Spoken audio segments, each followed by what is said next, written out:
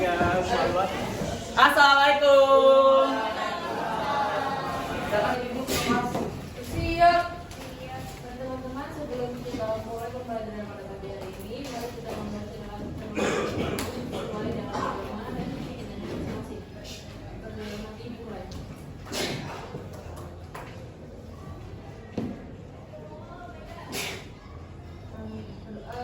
Memberi salam.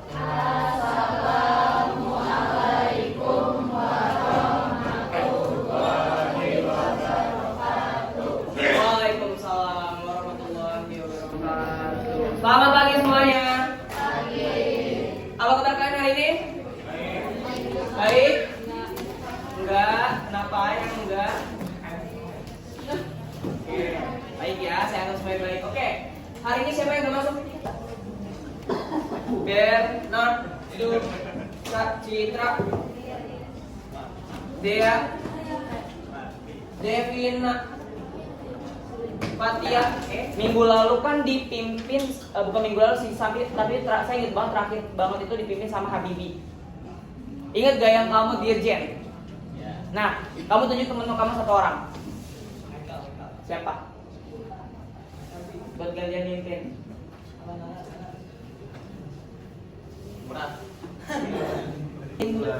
Indonesia Raya 1, 2.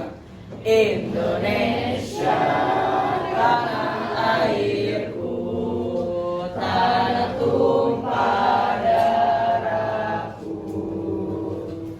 Di sanalah aku berdiri, jadi pandu ibuku. Pisang goreng masak, masak sabiji di burung bari-bari.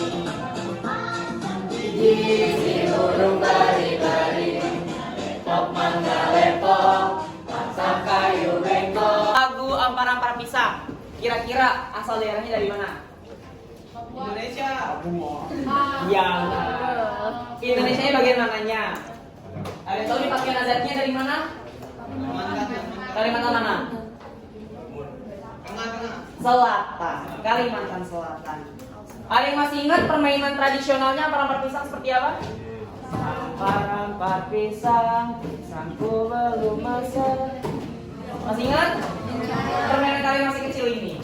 Itu merupakan salah satu permainan tradisional yang kita punya sebagai salah satu warga negara. Kenapa sih Pak kita menyanyikan lagu Ampar-Ampar Pisang dulu sebelum kita mulai materi? Karena materi ini kan berhubungan sama menjaga keutuhan NKRI. Gimana kita mau menjaga keutuhan NKRI, tapi kalau misalnya kita aja nggak hafal lagu-lagu daerahnya. Makanya di awal saya tanya, apa lagu dari yang mau usah jauh-jauh deh, yang deket aja, Jali-Jali enggak? Tahu Jali-Jali dari mana? Betawi. Betawi apa tuh? Jakarta. Betawi adalah sukunya.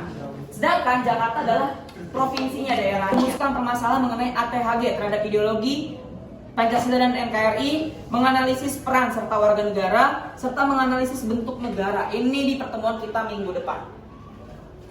Sedikit kurangnya mengenai salah satu kearifan lokal yang dimiliki oleh Indonesia.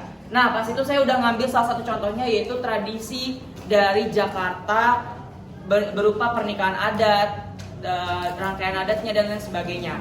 Hari ini kita akan membahas mengenai ATHG. Ancaman, tantangan, hambatan, dan gangguan. Sudah pernah dipelajari pas kelas 10? Kalau kelas 10 tuh materinya adalah sistem pertahanan rakyat semesta. Kita flashback sedikit. Materi kelas 10 itu lebih kurangnya membahas mengenai siapa sih kita sebagai warga negara, peran kalian tuh apa. Terus juga di sana ada yang namanya komponen-komponen pertahanan, memuat komponen utama pertahanan negara. Komponen utama pertahanan negara, ada yang masih ingat apa? Komponen utama untuk menjaga kedaulatan NKRI itu siapa sih? Tahu? TNI. Oke. Kalau komponen cadangannya siapa? Komponen cadangannya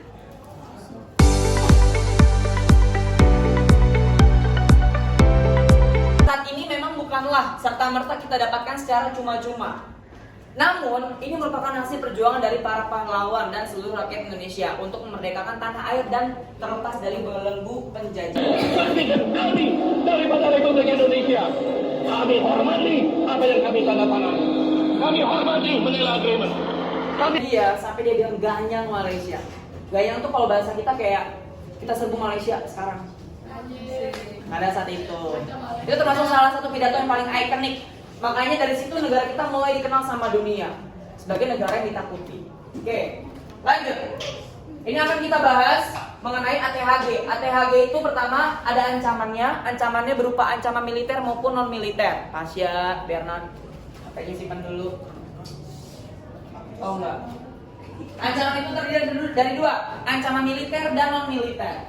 Tantangan, hambatan, dan gangguan itu nomor 3 tahun 2002 tentang pertahanan negara. Makanya tadi pas di awal kita review sedikit mengenai salah satu materi kelas 10 tentang sistem pertahanan keamanan negara. Indonesia menganut sistem rata, sistem pertahanan rakyat semesta. Yang mana itu mengatur mengenai salah satunya Indonesia terdiri dari beberapa komponen. Kira-kira apa tugas dan fungsi TNI, tugas dan fungsi kita sebagai warga negara, hak dan kewajiban kita seperti apa, dan lain sebagainya. Itu dibahas semuanya di dalam Undang-Undang Nomor 3 Tahun 2002 ini. Oke, yang pertama, ancaman. Ancaman itu ialah usaha yang bersifat merombak atau mengubah kebijaksanaan yang dilakukan secara konsepsional, kriminal, serta politik. Yang mana ancaman di sini bisa datang dari dalam maupun dari luar negeri. Dalam bentuk ancaman militer maupun non militer di bidang sosial, budaya, ekonomi, pertahanan, ekonomi, dan keamanan. Nah, mengenai ancaman militer itu saya bagi menjadi beberapa hal. Pertama, dari dalam negeri. Dari dalam negeri itu dari negara kita sendiri ternyata ada loh ancaman yang timbul dari negara kita sendiri. Dalam bentuk militer. Pertama, pemberontakan bersenjata. Contohnya seperti yang terjadi di Makassar. Dedi menilai aksi tersebut menyadarkan rakyat untuk terus waspada serta bersatu padu bersama kelompok tertentu. Apapun alasannya, aksi bom bunuh diri itu merupakan aksi kejahatan murni atau kriminal. Kemudian dari tertulis contoh bom bunuh diri yang meledak di depan gereja katedral. Segala sesuatu yang menghambat atau menghalangi tujuan dan kepentingan nasional serta mengancam stabilitas, integritas, dan keutuhan NKRI. Hambatan menyebabkan terhambatnya tujuan atau target, penurunan produktivitas, dan kegiatan suatu negara yang sangat merugikan keberlangsungan negara. Bentuknya, tidak adanya pemerataan pendidikan, salah satu hambatan juga. Memperlihatkan warga Rohingya meminta buang rambutan di salah satu rumah warga di kota Pekanbaru Riau mendadak viral di media sosial. Awalnya suasana terlihat tenang, namun berubah menjadi tegang ketika pemilik rumah merasa tidak nyaman dengan kedatangan pengungsi yang bergerombol. Ini yang di Indonesia ya kasusnya ya. Dalam video yang diunggah akun TikTok @dwi_jeritasari, sekelompok warga Rohingya terlihat mendatangi sebuah rumah di kota Pekanbaru. Mereka Oke, kalau nggak ada pertanyaan, selanjutnya boleh pinjam sebentar. Top 2, silakan.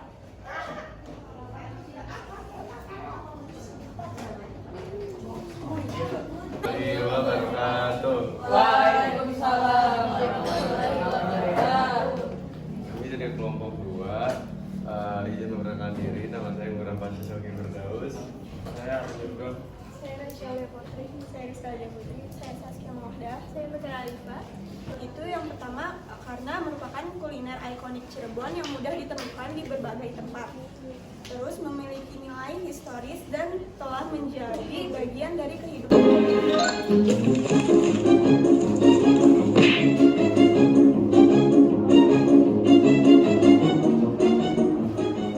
Assalamualaikum warahmatullahi wabarakatuh. Perkenalkan, kami dari kelompok 2. Di sini kami akan membuat video tugas PPKN mewawancarakan pedagang tukang tahu gejrot. Ada alasan tersendiri nggak sih Pak sama bedanya tahu gejrot Cirebonnya sama tahu gejrot yang lain? Ada, kalau pakai tahu Sumedang lain rasanya. Cirebonnya asli. Tahu banget karena tahu. Tahunya dari Cirebon atau gimana Pak? Yang punyanya orang Cirebon. Apa tantangan terbesar Bapak dalam mempertahankan cita rasa khas dalam tahu gejrot? Oh,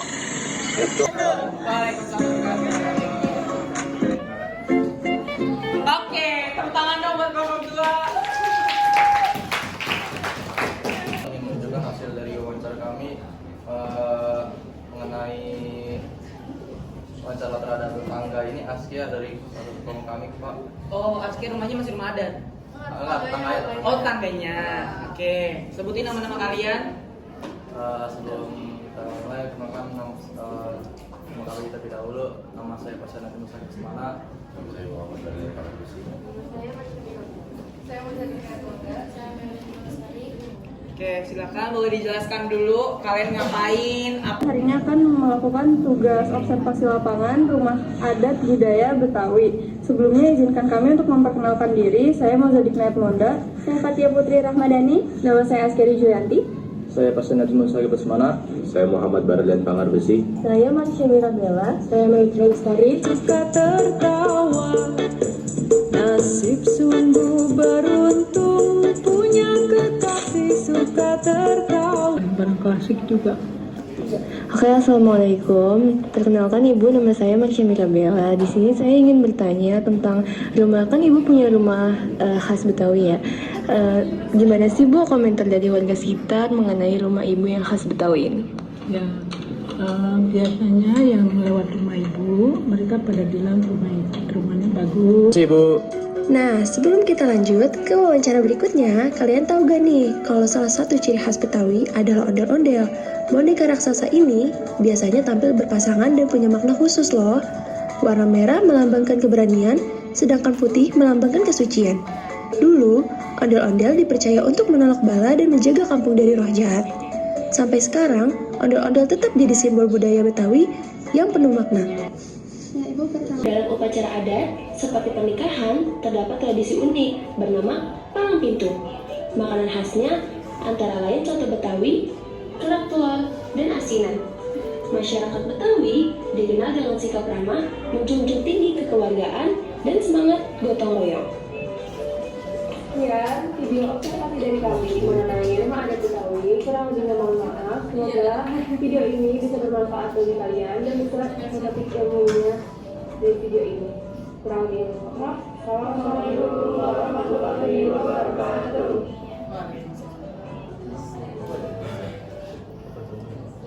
Wih, keren banget. Tepuk tangan dong.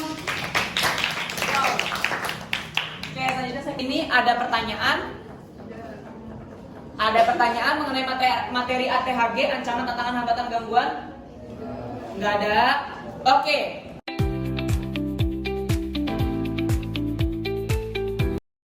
Materi kita hari ini, saya mau nanya dari Amel mungkin. Emotikon yang menggambarkan kamu hari ini. Senang, sedih? Senyum. Senyum yang ketawa? Iya. Apa yang kelihatan gigi doang? Iya, yang Yang mana? Iya. Oke.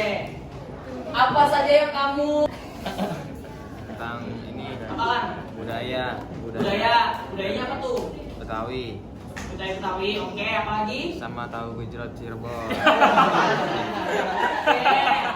Tadi dari presentasi kelompok. Oke, thank you Alan, thank you Amel. Selanjutnya Saskia. Mana Saskia tadi? Semoga kita dapat melestarikan budaya atau menjaga keutuhan NKRI sesuai dengan keempat. Terakhir, Moza Double Z. Depan, saya mau ngasih tahu kita akan membahas mengenai bentuk-bentuk negara dan pemerintah negara. Materi minggu depan itu nggak kalah serunya teman-teman. Karena kita akan menguliti sedikit mengenai sistem pemerintah negara seperti apa, negara kita tuh kayak gimana sih politiknya, berjalannya seperti apa dan lain sebagainya. Waalaikumsalam.